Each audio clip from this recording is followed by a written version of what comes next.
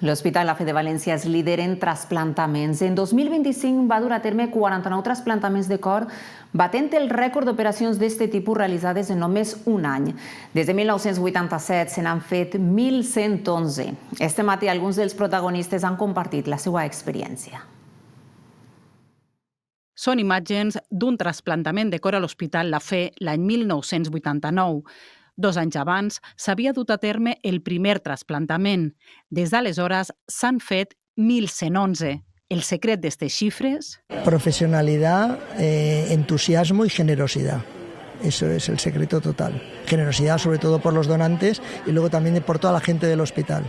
Este 2025 s'han fet 49 trasplantaments de cor.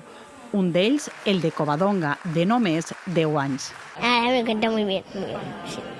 Hace vida totalmente normal, se queda a comer, tiene sus extraescolares, juega en su equipo de baloncesto, este verano se va de campamento. I és que les persones trasplantades, en la seva majoria, poden fer una vida completament normal. Volví a trabajar a los 6 meses, he podido viajar todo lo que he querido, hacer deporte, hacer, ya te digo, una vida muy normal.